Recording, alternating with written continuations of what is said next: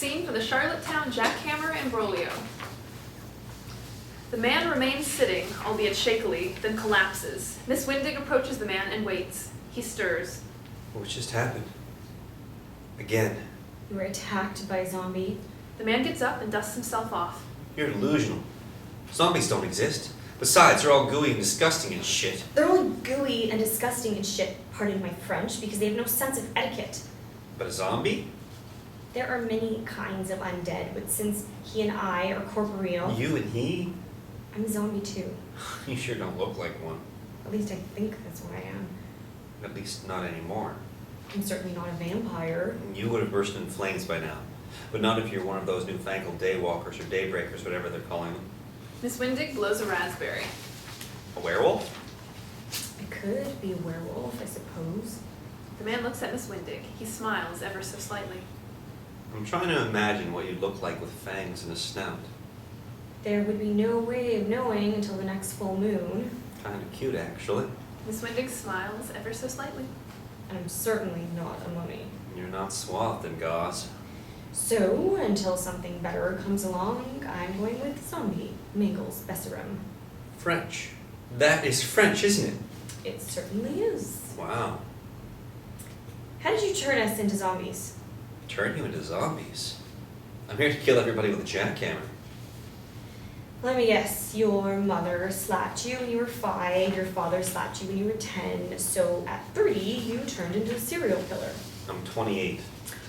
Let me guess, your father slapped you when you were 5, your mother slapped you when you were 10, so at 28 you turned into a serial killer. I've been doing this for years. Let me guess, your parents were killed in a car crash when you were 8 and you were sent to live with your grandmother.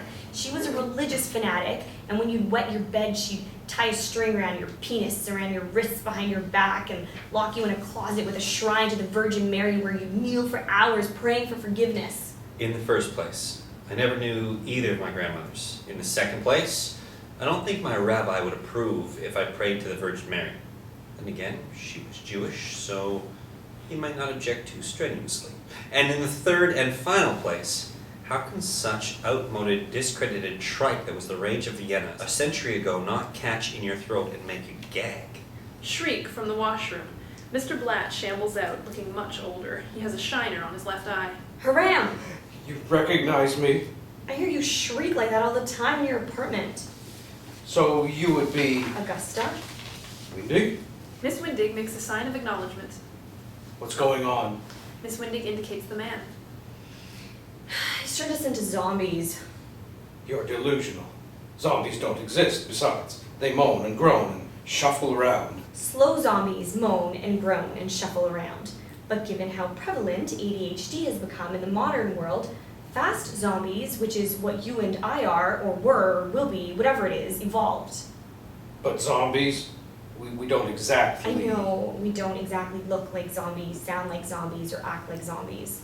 And if it doesn't look like a zombie, swim like a zombie, quack like a zombie... If I may be allowed to put in my 2 cents worth. The man, Miss Windig, and Mr. Blatt all start. The clerk is standing in the open door of the apartment. That jackhammer is cursed. Cursed. This is the 21st century. Nothing is cursed in the 21st century. That jackhammer is. It turns people into zombies. They're not zombies. Then what are they? The man, Miss Windig, and Mr. Blatt stare blankly at the clerk. Who is this interloper anyway? He's the clerk from Joe's Jackhammer Emporium. He was my first victim this go-around. Everybody glares at the man. I am a serial killer. Oh, some serial killer. Obviously, nobody you kill ever stays killed. And just, how did you come across this so-called information? They told me. And who might they be? The 2 who paid me to buy the compressor and the jackhammer from them. 2 guys paid you... The guy and the gal. A guy and a gal paid you to buy the compressor and the jackhammer from them. Nortel did that all the time during the tech boom. And look where that got them. Just like they told me they were from Nazi. The clerk gestures to forestall criticism of his supposed mispronunciation. Yes, Nazi. Z stands for zombie, or zombies. Not zombie or zombies. And you took the compressor and the jackhammer from them anyway. I've never seen so much money. And some guy who's coming to pick them up next week. Still more money. Fifth columnists. Everybody turns towards Miss Windig. People who undermine a larger group from within. Fifth columnists is an appropriate designation for members of a group that calls itself Nazi. What could they possibly be after? The rebirth of the planet through the extirpation of the human race. They told you that too? Like I was going to think that they were anything but a couple of whack jobs. The rebirth of a planet through the extirpation of the human race is an appropriate objective for a group that calls itself Nazi. And it's going to take place in Charlottetown. Right. You're delusional, both of you. New York, London, or Beijing, I could understand, but Charlottetown. Charlottetown is where the groundwork for what 3 years later was to become one of the greatest countries in the world. Canada was laid. A century and a half later, Charlottetown may very well be the nexus of the rebirth of the planet through the extirpation of the human race. Right. Fine. One of the nexuses. Nexi. Nexora? Whatever it is. Just because Charlottetown, unlike New York, London, or Beijing, isn't one of those places people yearn to see before they die doesn't mean its contribution can't be every bit as significant as theirs. How did you get here anyway?